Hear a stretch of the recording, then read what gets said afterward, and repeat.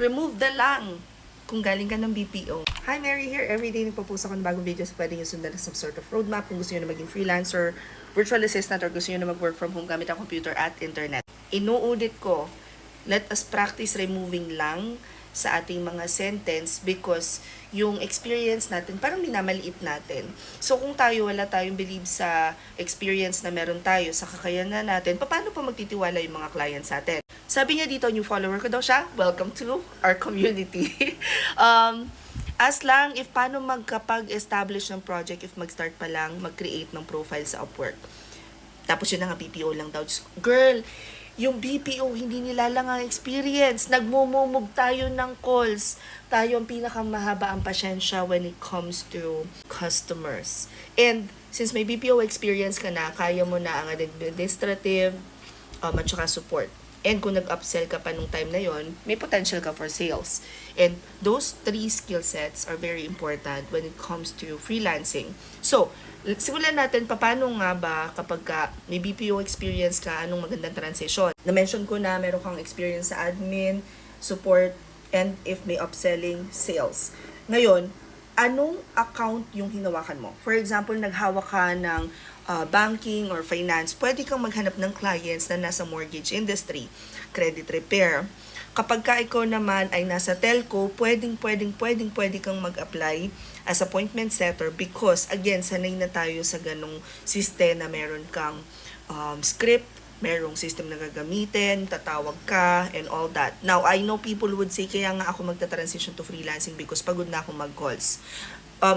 First, I want you to ask yourself, pagod ka na ba talagang mag-calls or hindi pa lang feeling mo sapat yung bayad sa'yo? Kasi baka mamaya bayaran ka or offeran ka ng client ng $5 to $10, biglang hindi ka pala pagod sa calls. Alam mo yun? And yes, that happens na akala natin ayaw na natin ng calls tapos marirealize natin na kapag pala may experience ka sa sales, tapos pumasok ka sa sales as a freelancer, yung commission mo is, minsan pumapalo pa nga ng $200, $300 per closed sales. So parang, 'di ba? Depende pa rin 'yan sa panlasa natin. Ngayon, punta naman tayo sa part na ayaw mo nang mag-calls. Ikaw ba ay creative na tao? Marunong ka bang manggawa ng mga design or mahilig ka bang mag-drawing or do you have eye for beauty? If that is the case, then pwede kang mag-graphics design. Ikaw ba ay yung taong makritik?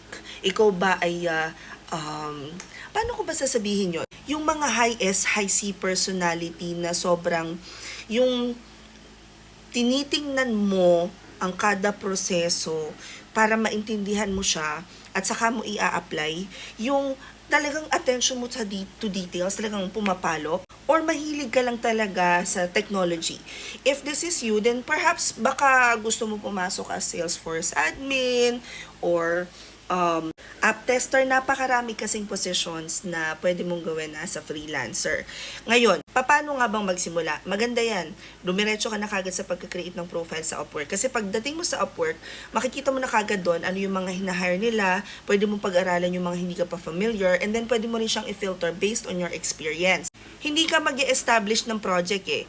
Ang diskarte is, mag-apply ka talaga. Maghahanap ka ng client na willing mag-invest sa'yo, and then sa end mo naman, kailangan marunong kang i-position yung sarili mo as someone who can help their business. Now, meron tayong tinatawag na 364-day challenge dito sa profile ko. Libre to, ang gagawin mo lang, pupunta ka dito sa link sa bio ko. Kung hindi nga mag-work yan, pag kiniklik mo, nag-error message siya, i-copy mo lang sa browser. Kung nasa Instagram ka naman, i-click mo lang to. Kung nasa Facebook ka naman, i-check mo na lang yung caption. Same thing with YouTube, description box lang. Nagpo-post din ako sa thread, so kung hindi pa kayo naka-follow na lang. But if you wanna know where the kalat happens, it's on Twitter. You will then be taken to this page, i-click mo lang 364-day challenge. Libre to, wala kang babayaran, pero kailangan mahaba yung patience mo because nasa task number 67 na kami and iisa-isahin mo siya as in full guide siya, isang buong roadmap na i-guide ka kung paano ka magsisimula. Andyan na rin lahat yung paano gumawa ng cover letter, ng portfolio, ng resume, paano maghanap ng clients sa ganitong platform, ano yung pwede kong gawin, saan pa ako pwede maghanap ng clients, andyan yan. Pero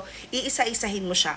I highly recommend you start with task number 1 because parang ginawa ko dito, ang pinakang buod is you start practicing paano nga ba maging freelancer. The goal is at the end of the 364-day challenge, which is at the end of the year, meron ka ng client. Or kung hindi man, at the very least, nandun ka na sa tamang path ng pagsisimula ng freelancing journey mo. Hope this helps. Comment any questions you guys have about working from home. Follow for more work from home. Chismis. Bye!